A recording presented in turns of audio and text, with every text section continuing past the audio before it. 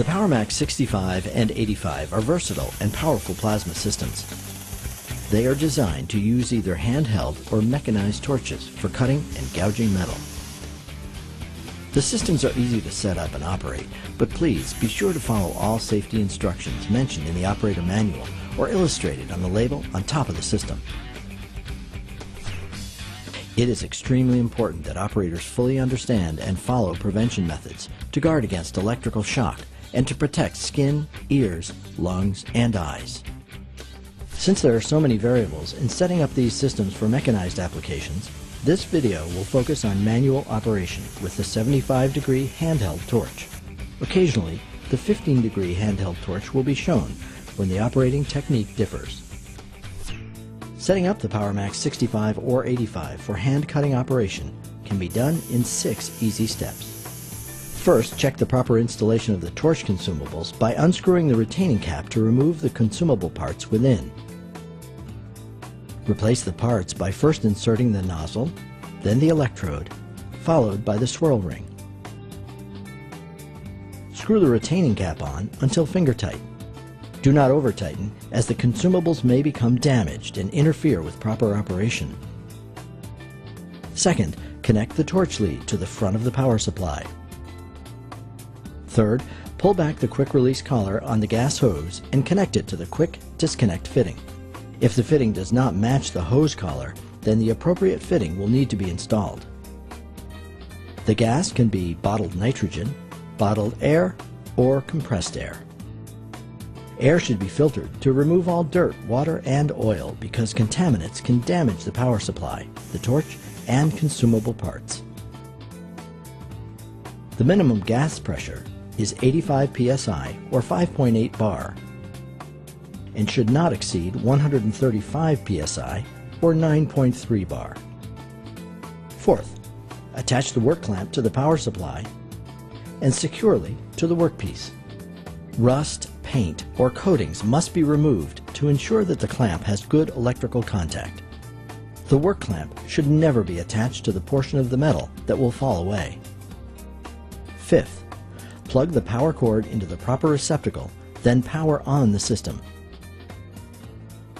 The power lamp on the front of the system illuminates.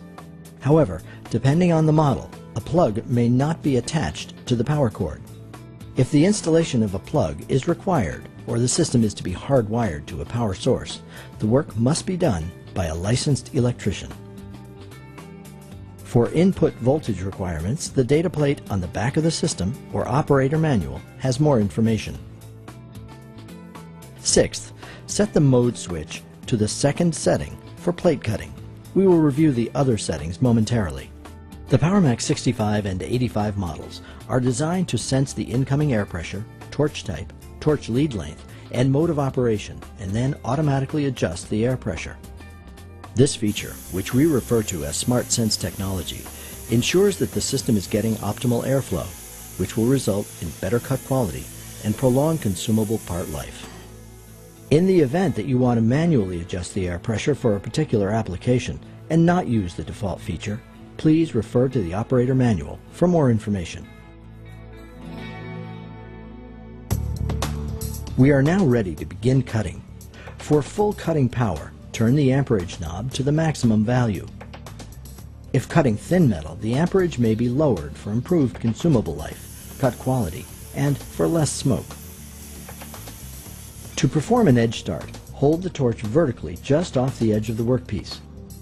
Flip the safety trigger forward and press the red torch trigger.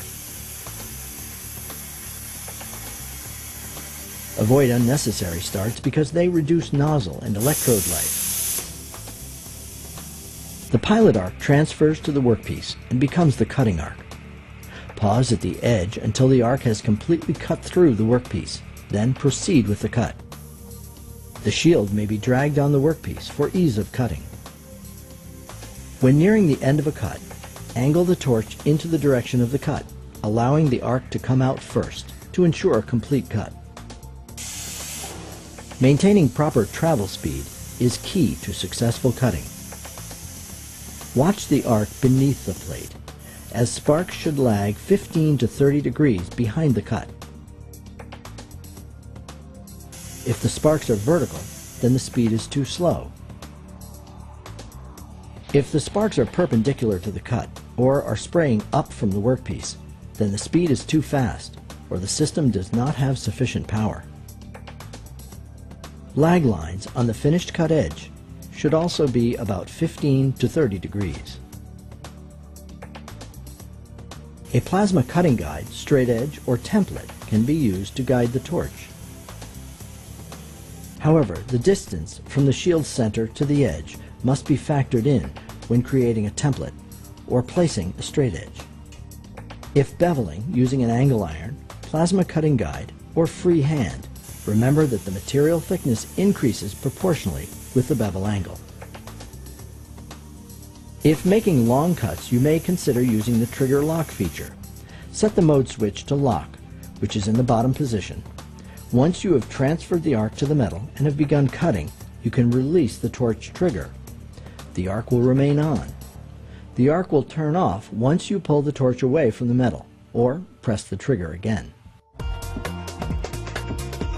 Depending on the thickness of the metal being pierced and the system used, there are two methods of piercing. If piercing thin metal, hold the torch perpendicular to the workpiece and pull the trigger to transfer the arc. If piercing thick metal, hold the torch at an angle so that the nozzle is within 1/8 inch, 3.2 millimeters, from the workpiece. Pull the trigger to start the arc. Then slowly rotate the torch to an upright position. In both methods, when the sparks are exiting from the bottom of the workpiece, the metal has been pierced. Then cutting can begin. To prolong the life of consumables, it is recommended that the second method be used to minimize damage to the consumables caused from molten metal blowback. To cut expanded metal, or metal with a lot of holes or gaps, set the mode switch to expanded metal cutting, which is the top position.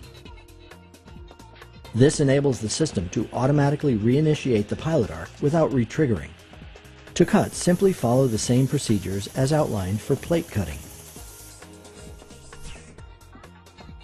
To gouge, first turn off the system. Install the gouging consumables. Then restart the system. Set the mode switch to gouging, which is next to the bottom position.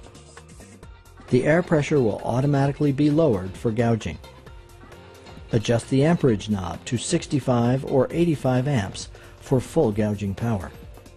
If you want to move the torch at a slower speed for greater control, then lower the amperage. Hold the torch at approximately a 45-degree angle from the workpiece, with a small gap between the torch tip and the workpiece. Then pull the trigger to transfer the arc. Maintain this angle and slowly move the torch along the workpiece to remove unwanted metal or weld. If a shallower gouge is desired, decrease the angle of the torch. For a deeper gouge, increase the angle of the torch or make additional passes.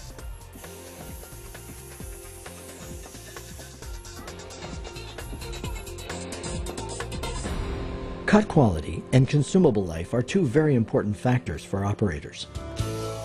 To ensure that the torch consumables last as long as they are designed to last and perform to hypertherm specifications, follow the instructions in this video.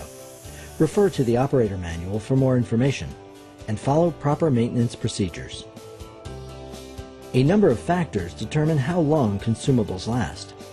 Air quality, piercing technique, length of average cut, operator skill, material thickness, and material type each plays a role. Reduced system performance and cut quality are often caused by poor air quality, so be sure to maintain clean, dry, oil-free air. Hypertherm offers a variety of accessories designed to enable you to get more out of your Powermax and to protect your investment.